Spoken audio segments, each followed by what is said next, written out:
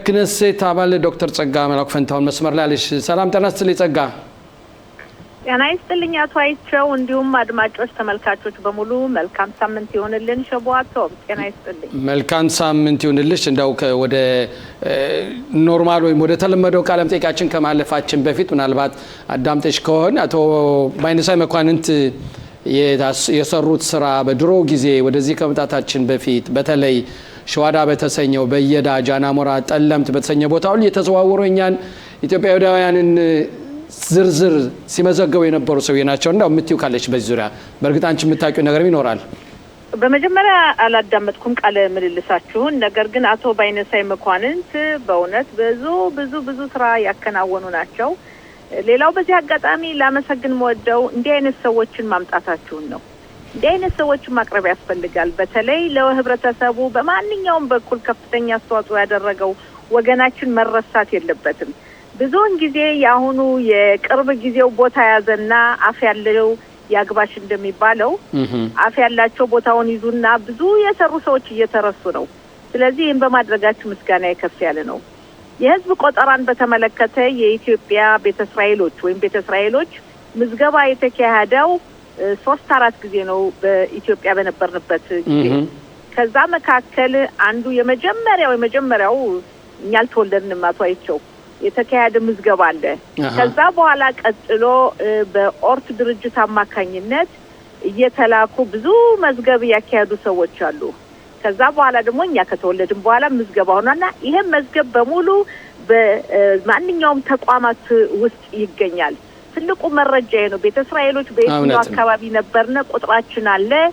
በየዘመኑ የተካሄዱ መዝገባዎች አሉና ይሄ ምዝገባ ለማካሄድ ስንት በእግራቸው ተጉዘው ነው። በጣም መኪና የለም፣ ባቡር የለም፣ አውሮፕላን የለም። እንደምናውቀው ያን እየተጓዙ መዝገብ ያካሄዱ ሰዎች ምስጋና ይገባቸዋልና በጣም ተገቢ ነው። እንዲህ አይነት ነገሮችን ማበረታታት ይኖርብናል ነው ማለት ነው። እውነት ነው ጸጋ። ካሁን በፊትም እንደ ባይነሳይ መኳንንት አይነት ሰዎችም በህይወት የነበሩም ነበሩ፣ አሁን በህይወት ያለፉም አሉ።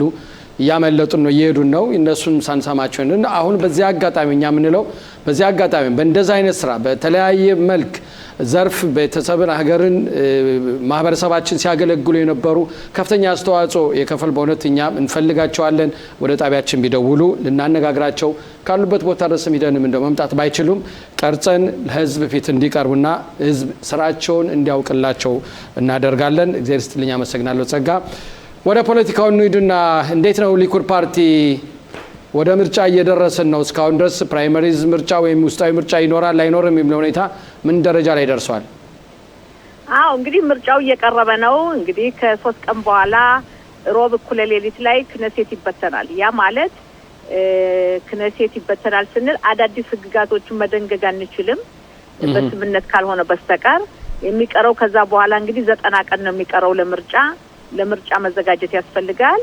ከዛ 45 ቀን ቀደም ብሎ ለውድድር የሚቀርበውን ስም ዝርዝር እያንዳንዱ ፓርቲ ያቀርባል እና በአሁኑ ሰዓት የምናየው ትልቁ ነገር በተለይ በእኛ ፓርቲ ወደ ሊኩድ ልምጣና ወደ እኔ ፓርቲ ሊኩድ በጣም በርካታ አባላት ያሉትኝ ብዙ አባላት የተመዘገቡበት የፖለቲካ ፓርቲ ነው። እነዚህ አባላት ቅድመ ምርጫ ያካሄዳሉ። በቅድመ ምርጫው መሰረት አንደኛ፣ ሁለተኛ፣ ሶስተኛ የሚለውን ደረጃ ያስቀምጣሉ። ያ ሆኖ እያለ ግን አንዱ ትልቅ ችግር ምንድን መሰለ? አሁን ለውጥ ለማድረግ ይፈልጋሉ ጠቅላይ ሚኒስትራችን ለውጥ ማድረግ የሚፈልጉት በምን ጉዳይ መሰለ? አንደኛው በፓርቲው በኩል ምርጫ ቢካሄድም ሌሎችን አዳዲስ ሰዎችን መጨመር ይፈልጋሉ። ድሮ የነበረው ጠቅላይ ሚኒስትራችን የሚጨምሩት የሰው ቁጥር አዳዲሱ በጣም ዝቅተኛ ነው። አሁን ግን በርከት ማድረግ ይፈልጋሉ። ይሄንን በርካታ ሰዎች ይቃወማሉ። አዳዲስ የሚመጡት እነማን ናቸው የሚለውም ብዙ አነጋጋሪ ነውና ዛሬ ይወሰናል። የቅድመ ምርጫ ይካሄዳል አይካሄድም፣ በከፊሉ ነው የሚካሄድ፣ እንዴት ነው የሚለው ብዙ ያነጋግራል። እንደገና የፓርቲው ረቂቅ ህግ አለው። ያን ረቂቅ ህግም ይቀይራሉ። ለምሳሌ ብሰጥህ ለአዲስ ገቢዎች ይሰጥ የነበረው ቦታ በጣም ሩቅ ቦታ ሊሆን ነው እና ያ ማለት እንግዲህ በአዲስ ገቢ የሚወዳደር ሰው እድል አይኖርህም። ይሄ አወዛጋቢ ያለ ሴቶች እንዲሳተፉ ያለውን ህግን ቀይር ይላሉና በጣም ውዝግብ ላይ ነው ያለነው። ሰሞኑን እንደምትሰማው ዛሬ በሙሉ ዜናዎችን በሙሉ ስለዚህ ጉዳይ ነው ያለው እና በጣም ብዙ ያነጋግራል። እንግዲህ ፖለቲካ ተመልከት፣ ፖለቲካ የጥቅም ማስከበሪያ ነው። የአንድ ግለሰብ ሳይሆን የማህበረሰብ የአንድ ቡድን ማስከበሪያ ነውና እያንዳንዱ ለቡድኑ ለማህበረሰቡ ጥቅሙን የሚያስከብርበትን የፖለቲካ ፓርቲ ነው የሚፈልገውና ይሄ ነው ትልቁ ጨዋታ ያለው። አዳዲስ ፖለቲካ ፓርቲዎችም እየተቋቋሙ ነው። ነባሮችም ቢሆን አንድ ላይ የሚሄዱ አሉ፣ የሚገነጣጠሉ አሉ፣ የሚለያዩ። ይሄ አንዱ የፖለቲካ ጨዋታ ነው። አጥፋይቸው እዚህ ላይ አሁን በተለይ አሁንም ዞርዛው ከሊኩድ ፓርቲ ነው ያለነውና ጠቅላይ ሚኒስትሩ ለምንድነው አዳዲሶችን በተለይ ቢያንስ ወደ 9 10 የሚሆኑ ቦታዎችን እንደሚፈልጉ የተናገሩ? ለምንድነው ይሄን ያህል ብዛት ያሉት ሰዎችን አምጣው መጨመር የሚፈልጉበት ዋና ምክንያት? ካሁን በፊት ይሄን ያህል በብዛት ጠይቀውም አያውቁም። በጣም ጥሩ ጥያቄ። ለምንድነው ይሄ የሆነበት? ጠቅላይ ሚኒስትሩ የሚሉት አንዳንድ የክነሴት አባላት ወይም አንዳንድ ሚኒስትሮች እነሱ በዚህ በቅድመ የፓርቲው ቅድመ ውድድር የሚለው አባል የሆነ ብቻ ነው የሚመርጠው። ለምሳሌ የኛን ህብረተሰብ ውሰድ። በዚህ ተሳትፏቸው በጣም ደካማ ነው። የኛ ህብረተሰብ በፓርቲው አባል የሆነ በአመት 64 ሸቄል ከፍሎ አባል የሚሆነው በጣም ቁጥሩ ትንሽ ነው። ሌሎቹ ግን ምን አለ መሰለህ በብዛት አባል ይሆኑ አሉ እና እነዚህ አባል የሆኑ ብዙ ሰው ያላቸው ከፍተኛ ቦታ ይይዛሉ። ነገር ግን በፖለቲካው ጨዋታ ላይ ጥሩ ውጤት አያመጡም። ማለት የመጨረሻው ምርጫ ላይ የሚደግፋቸው ብዙ ላይሆን ይችላል። መቀመጫ ልናጣ ነው። ስለዚህ ጠቅላይ ሚኒስትሩ ግምገማና ጥናት በቀረበላቸው መሰረት ሰው ካልጨመሩ አሁን ካሉት መካከል ያሉትነን ካልቀነሱ እንዳሉ የሚሄዱ ከሆነ የተወሰኑ ሰዎችን ማለት ነው ፓርቲያችን በመጨረሻው ምርጫ ላይ አጥጋቢ ውጤት አያገኝም። አጥጋቢ ውጤት ካላገኘ መንግስት ማቋቋም አትችልም። እና ይሄ ነው ትልቁ ጨዋታው። የቅድመ ምርጫው ይሄ ፕራይመሪስ የምንለው የፓርቲው አባል ብቻ ነው የሚመርጠው ወደ 151 ሺህ። መጨረሻ ላይ ግን ከ3 ወር በኋላ በሚሆነው ምርጫ ግን አገር አቀፍ ምርጫ ሲካሄድ በሚሊዮን የሚቆጠር ህዝብ መምረጥ አለበት ፓርቲ መንግስት ለማዋቀር እና አንዳንድ ሰዎች በዚህ ምክንያት ላይ በዚህ በቅድመ ምርጫው ከፍተኛ ቦታ ያገኛሉ። ድምጽ ማጠቃለያው ግን ድምጽ አያመጡም። እንዲያውም እነሱ በመኖራቸውም ጥለው የሚሄዱ አሉ፣ የማይመርጡ አሉ የሚል ስጋት ነው ያለውና ውስብስብ ጊዜ ነው ያለንበት። እርግጠኛ ነኝ የፖለቲካ ጨዋታ ነው። ቀኑ እየቀረበ ሲሄድ የበለጠ እየተሟሟቀ ይሄዳል። በተለይ በእነዚህ 45 ቀናት ውስጥ ከፍተኛ የሆነ እንትን ያለ የፖለቲካ ፓርቲ ተገነጣጥለው የነበሩ አንድ ላይ ይሆናሉ። አዳዲስ የፖለቲካ ፓርቲዎች ይመጣሉ። ነባሮችም ደግሞ የነበራቸውን ኃይል ለማጠናከር የተለያዩ ታዋቂ ሰዎችን መጨመር ይፈልጋሉ እና የፖለቲካው ጨዋታው የዲሞክራሲው ጨዋታ ነው። የእስራኤል በተለይ ብዙ የፖለቲካ ፓርቲ የሚሳተፍበት የፖለቲካ ጨዋታ ስለሆነ በእስራኤል ሀገር ውስብስብ ነው። እዚህ ላይ ይሄ እንዳለ ሆኖ ጸጋ በምርጫ በሚካሄድበት ሰዓት በምርጫው ጊዜ የሚሆን በተለይ አሁን ደግሞ ከምርጫው ከመድረሳችን በፊት አዳዲስ ወይም አዳዲስ ህጎችን የማርቀቅ ሁኔታ እንዴት ነው አሁን ያለበት ሁኔታ? ባለፈውም በርግጥ ተነጋግረንበታል። ግን በቂ ጊዜ አለው ወይ? አሁን ሩጫ አይደለም ወይ? ሰርገኛ መጣ በርበሬ ቅንጥሱ አይደለም ወይ? አዳዲስ ህግጋት ማደንገግ አትችልም። የተጀመሩ ህግጋቶች አሉ። አንድ ህግ በእስራኤል ሀገር ለማጽደቅ በመጀመሪያ ደረጃ ያን ህግ አንድ ሰው ወይም የተወሰኑ የክነሴት አባላት ነው የሚያቀርቡ። ሌላ ሰው ማቅረብ አይችልም። የክነሴት አባል ብቻ ነው። ሚኒስትሮችም አይችሉም ማቅረብ። የክነሴት አባል አንድም ሊሆን ይችላል ወይም ደግሞ በቡድንም ይሆናል። ይቀርባል። ያ ለሚኒስትሮች ኮሚቴ ይቀርባል። ሚኒስትሮች ካጸደቁ በኋላ በክነሴት ውይይት ይካሄድበታል። ውይይት ከተካሄደ በኋላ ቅድመ ድምጽ መስጠት ሂደት በክነሴት ይካሄዳል። ከዛ ወደ አንድ ኮሚቴ ይላካል ተመርጦ። ያ ኮሚቴ ተወያይቶ የመጀመሪያ ዙር ድምጽ ያመጣል። ከዛ በኋላ ደግሞ እንደገና ውይይት አለ። ሁለተኛው ሶስተኛው ሲል በአጠቃላይ ፈጠነ ቢባል 45 ቀን ያስፈልጋል። አሁን 45 ቀን የለንም እኮ። ስለዚህ ተጀምረው ያሉ ህግጋቶች ብቻ ማጽደቅ ነው የመጨረሻውን። በተለይ ሁለተኛና ሶስተኛ ድምጽ መስጠት ነው እንጂ አንደኛ ድምጽ ብትሰጥም ዋጋ የለውም እስከ ሮብ ድረስ ባለው። ነገር ግን አንዳንድ ህግጋቶች ከዛ በኋላም ሊፈጸሙ ይችላሉ። ስምምነት በመንግስት ማለት በጥምሩ መንግስትና በተቀናቃኞች መካከል አሉ ህግጋቶች ሁሉም የሚያምኑባቸው። ስምምነት ላይ ከተደረሰ እነዛም ከሮብ በኋላ ለድምጽ ሊቀርቡ ይችላሉ። እስከ ሮብ ባለው ግን በእነዚህ ቀናት ውስጥ ያለው የተጀመረ የተወጠኑ ብቻ ነው እንጂ ሌላ መሰረዝ አይቻልም። በአሁኑ ሰዓት አሁን እናንተ ወደ እናንተ እንምጣና የክኔሴት አባላቶች ምን አይነት እንቅስቃሴ ነው የሚያደርጉትኛ? ወደ ምርጫ እንቅስቃሴ ገብታችኋል ጀምራችኋል ወይስ ምንድነው ሂደቱ? ህጉስ ምንድነው የሚል በዚህ ዙሪያ? እንግዲህ ወደኛ የመጣ እንደሆነ በሊኩድ ዛሬ ሌሊት ወይም ነገ ይወሰናል። ፕራይመሪስ ቅድመ ምርጫ ይካሄዳል ወይስ አይካሄድም የሚለው ነው። አጠቃላይ ድሮ የነበረው 2 ወር ቀደም ብሎ ነበረ የሚነገረው። አሁን ግን የቀረነ በጣም አጭር ጊዜ ነው። ቢበዛ 3 ሳምንት ነው ያለ። በዚህ 3 ሳምንት ውስጥ ቅድመ ምርጫው መካሄድ አለበት። በቅድመ ምርጫው የሚሳተፉ ሰዎች ከፍተኛ ድምጽ ማምጣ ያመጣሉ። ያመጡተኛ አንደኛ ሁለተኛ እየተባለ ይመደባሉ። በዚህ ላይ በአሁኑ ሰዓት በሊኩድ በጣም የክኔሴት አባላት ብዙ ስላለን ተመልከት፣ ወደ 43 የክኔሴት አባላት አለን። 32 ቢሆንም ሚኒስትሮቹ በሆካ ኖርዌጊ በመንለው በኖርዌይ ህግ ይወጣሉና ያን 43 ስትል እነዚህ ከ43 መካከል ደግሞ 10 ቦታዎችን ጠቅላይ ሚኒስትሩ ከተቀበሉ የሚቀርህ በጣም ትንሽ ቦታ ነው። ለዛ ያለው ውድድር በጣም ከፍተኛ ነው። በጣም ብዙ ድምጽ ያስፈልጋልና ይሄ ውድድር ይሆናል ወይስ አይሆንም ወይስ ደግሞ የባዳም ሰደሬት የምንለው ኮሚቴ ተቋቁሞ ኮሚቴው ይመርጣል የሚል ነው። ምሳሌ ብሰጥህ ባለፈው የነበረው በዚህ ጊዜ ፕራይመሪስ ተካሂዶ ማን እንደኛ ሁለተኛ ሶስተኛ እንደሆነ ይታወቅ ነበር። ሳይታወቅ የቆየው ያው ምንድነው የምንለው ሽሪውን የሚመደብ ሰዎች ነው። ለምሳሌ እኔ ባለፈው ጊዜ 37ኛ ቦታ ተመድቤ ስገባ አንድም ሰው ተስፋ አለ ብሎ ይወሰን አልነበረም። ያቀደም አልነበረም። አልተወዳደርኩም። ያንንም ስቀበል እንዴት ሊሆን እንዴት ተስማማች 37 ቦታ ይበቃም የሚል ነበር። ያ የሆነበት ምክንያት በእኛ ህብረተሰብ የተወዳደሩት ስላላሸነፉ ነው። የኛ ህብረተሰብ እኔ ልንገር በዚህ አጋጣሚ አቶ አይቾ መገልጽልህ በፖለቲካው ብዙ አመት ቢኖረንም የፖለቲካውን ጨዋታ መጫወት አላወቅንበትም።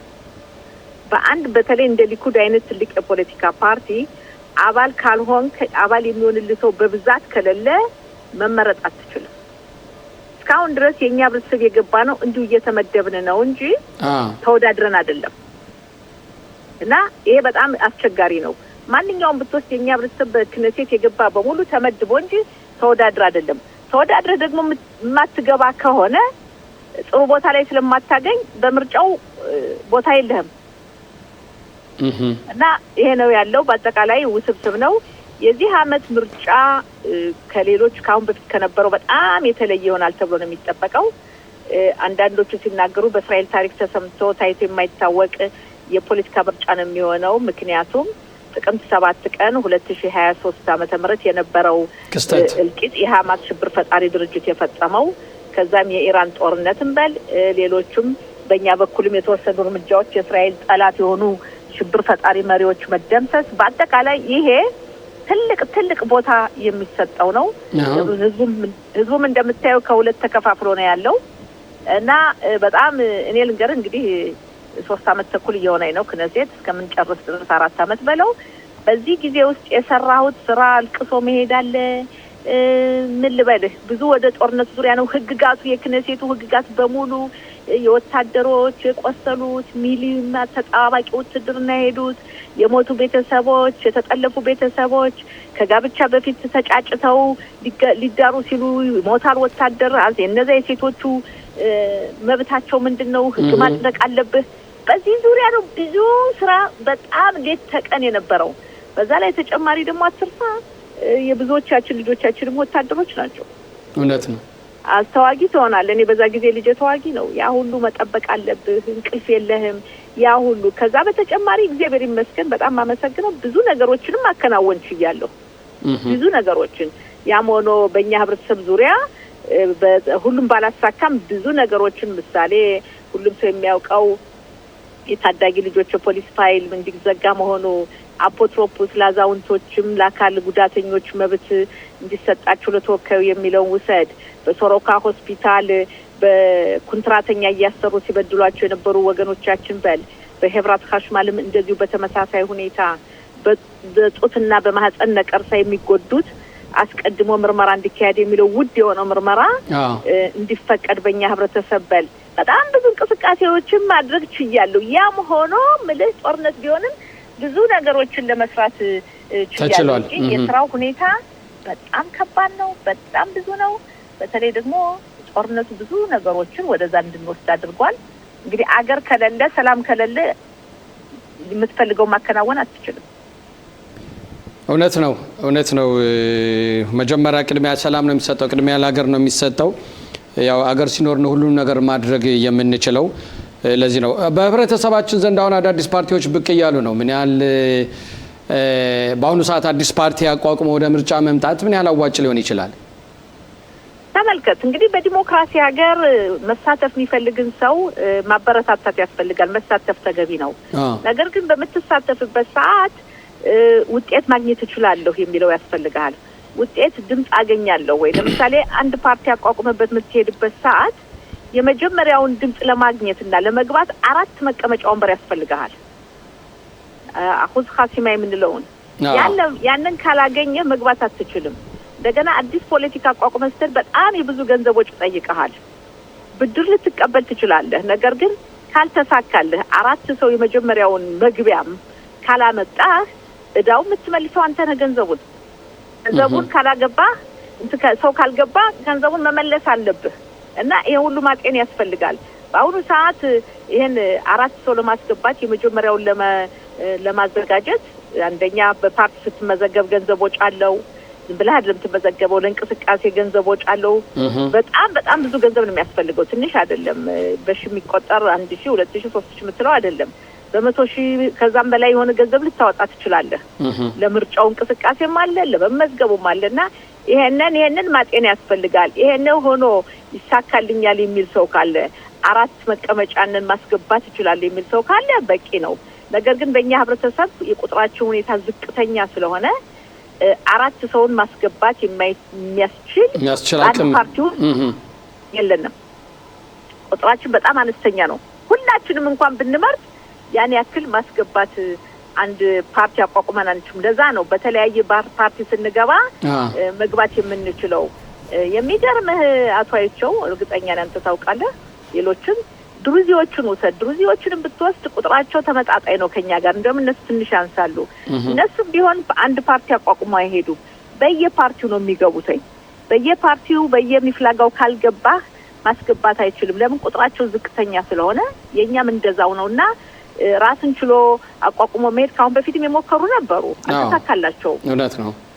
እና ይሄን ነው የምለው። ሌላው ፖለቲካ መሳተፍ ተገቢ ነው፣ ግን እንዳልኩ ብቻህን ፓርቲ አቋቁሞ መሄድ ገንዘብ ብከስር የሚሆንበት ገንዘብ አለኝ ማለት አለብህ። ባይሳካልኝ እንጂ በቁጥር ስትሄድ ከባድ ነው፣ አይሳካም። በቂ ቁጥር ነው አይደለም። ቅድመ ስራ ዝግጅትም የሚያስፈልግ መስሎ ይታየኛል እኔ። ምክንያቱም አሁን በዚህ ወር በተወሰነ ወር ብቻ ሳይሆን አስቀድሞ ጭራሽ እንደውም ስንትና ዓመት መስራት የሚገባ ይመስለኛል በጠቅለል ባለ ሁኔታ ስናየው። ምክንያቱም ከታች ከስር ከመሰረቱ ስለኔ ማንነት፣ አቋሜ፣ ስራዬ፣ መሄድ ማድረገውን መንቀሳቀስ፣ እንዴት መደራጀት እንዳለብን፣ ማህበራዊ ኑሮና ፖለቲካን እንዴት አድርገን አለያይተን ነው መውሰድ የምንችለው፣ አገናኝተን የምንወስድበትም ወቅት አለና እንደዚህ አይነት ከስር ከመሰረቱ የመጣ ስራ ሊሰራ ይገባል ባይነኝ። እንደማመለካከት መጨረሻ ላይ የምትይን ነገር በይና በዚሁ እንሰናበት። በትክክል ከአንተ የተለየ አይደለም የኔ አቋሜ። ብዙዎቹ የፖለቲካ ፓርቲ የሚያቋቁሙት ብዙ ጊዜ ነው አስቀድሞ የሚዘጋጁት፣ በአጭር ጊዜ አይደለም። በአጭር ጊዜ የሚሆነው በጣም አስቸጋሪ ነው። ነገር ግን አሁን እንዳልኩ የኛ ህብረተሰብ ራሱን ችሎ ፓርቲ አቋቁሞ ለመሄድ የሰው ቁጥር የለንም፣ በቂ ቁጥር የለንም። ሁላችንም ተሰባስበን አንድ ላይ ድምጽ እንኳን ብንሰጥ ነው ምለው። ሌላው ከዚህ በተረፈ እንግዲህ ምን አለ መሰለ፣ ፖለቲካ ሲመጣ ሁሉም ሰው በፖለቲካ መሳተፍ ይፈልጋል። መሳተፉ ጥሩ ነው። ያሉን መቀመጫ ቦታዎች 120 ብቻ ነው እስካሁን ድረስ ያለው በእስራኤል ሀገር የፓርላማ አባላት፣ ከዛ በላይ የለም እና መንቀሳቀሱ መሳተፉ ያስፈልጋል። ሌላው እኔ የምለው አደረጋለሁ፣ በፖለቲካ በምትሄድበት ሰዓት አንደኛ ችሎታዬ ምን ያክል ነው ብለህ ማወቅ አለብህ። ህብረተሰቡንስ ምን ያክል ማገልገል ይችላለሁ? ፖለቲካ ስትል ለህዝብ ልታገለግል ነው የምትመጣው፣ ለራስህ አይደለም። ያ ነው እና ቅድመ ዝግጅት ያስፈልጋል። ህብረተሰቡ ያውቀኛል፣ ለህብረተሰቡ ሰርቻለሁ፣ ህብረተሰቡ ያምነኛል፣ ታማኝነት አለኝ ወይ፣ እውነተኛ ነኝ ወይ አይደለሁም ወይ፣ ብዙ ነገሮች አሉ። ይሄ የመመዘኛ ነጥቡንም ይሄንም ያስፈልጋል ነው የምለው። ያም ሆነ ግን ደስ የሚለኝ አንድ ጉዳይ አለ አይቸው ብገልጽልህ። እንዲህ ለመዋየት የበቃ ነው ዲሞክራሲ ሀገር በመኖራችን ነው። እውነት ነው። እና ይሄ ዲሞክራሲ ሀገር እንደፈለከው መናገር፣ እንደፈለከው መሳተፍ መቻል ይሄ ትልቅ መታደል ነው ብዬ ነው የማስበውና ዲሞክራሲውን መጠቀም ያስፈልጋል። ግን ዲሞክራሲውን ደግሞ ስትጠቀም በአግባቡ መሆን አለበት። አዎ አግባብ መኖር አለበት። ዲሞክራሲ ሲባል እንደፈለክ ሆናለሁ አይደለም። በምርጫም ብትወዳደር ውጤት አገኛለሁ አላገኝም የሚለውንም ሁሉንም ነገር ማጤን ያስፈልጋል። ነጻነት ሲባል አንዳንዱ በቃ የፈለኩት መሆን ይችላል ብሎ የሚያስብ ሰውም አለ። ዲሞክራሲ ሲባል ገደብ መኖሩን ይዘነጋሉ። ይሄ ነው ያለኝ። እንግዲህ ፖለቲካችን እየተጧጧፈ ነው፣ ብዙ ያነጋግራል። የዚህ አመቱ ምርጫ ከሌሎቹ የበለጠ የተሟሟቀ እንደሚሆን አልጠራጠርም። እሺ ጸጋ የክንሴት አባል ሰጥሽን ሰፋ ለማውራት እጅግ በጣም አንድ 30 ሰከንድ ካለ። እሺ ቅድም የጀመርከው አይነት የኛ ህብረተሰብን በተለይ አሁን የመዝገቡ ሁኔታ አቶ ባይነሳይ መኳንንትን አንስተ ነበር። ይሄን አይነት ነገሮችን የኛን ህብረተሰብ ታሪካችን የቤተ እስራኤል ታሪክ እንዴት ነው የሚለውን የራሳችን ጉዳይ እያቀለል ነው መተናል ወይም እየዘነጋ ነው መተናል። ብዙዎችን አንተ ቅድም ብለሃል ከዚህ ዓለም እያለፉ እየተረሳ ነው እና እነዚህን ሰዎች እንዳንረሳ እኔ አንድ ትልቁ ነገር መኮራበት 34 አመት ሬዲዮ ባገለገልኩበት ዘመን ብዙዎቹ አዛውንቶች ቃለ መጠይቅ ያረኩላቸው እውነት ነው ታሪካቸው አለ በህይወት ባይኖሩምና እንዲህ አይነት ነገሮችን መስጠት ያስፈልጋል። ይሄን ታሪካችን እኛ ካልተናገርን እኛ ካላስቀመጥ ነው ሃይማኖታችን እኛ ካላከበር ነው አዛውንቶቻችን ካላከበርን ታሪካችንን በየመድረኩ ካላሳወቅን ከጥቂት አመት በኋላ እኛ በማንኖርበት ጊዜ የሚቀጥለው ትውልድ የሚያውቀው አይኖርም እና በጣም አስፈላጊ ነው ማለት እውነት ነው። ልክ ነሽ ጸጋ፣ እኛም እንደግፋለን። አንቺም ቀደም እንደተናገርሽ በሬዲዮ በሰራሽበት ሰዓትም ስታደርገው የነበረ ነው። ዛሬ ድረስም እንዳውም ያን እየጠየቁን ያለበት ሁኔታ ነው። ይሄ በእውነት የኛ ትልቅ ኃላፊነት ነው። ይሄ ነው እንግዲህ ማድረግ የምንችለው እኛ በእንደዚህ አይነቱ መንገድ ነው። ስለዚህ ለዚህም ነው ተመልካቾቻችን በእውነት በእንደዚህ አይነት ስራ ያገለገላችሁ የሚያገለግሉ የምታውቃቸው ካሉን ጠቁምን፣ እንሄዳለን፣ ማቅረብ እንፈልጋለን። ስራቸው ሊታወቅ ይገባል ነው ማለት። ክነሴት አባል ጸጋ እጅግ በጣም እናመሰግናለን ለነበረን ቆይታ። ያናይስጥልኝ። አመሰግናለሁ።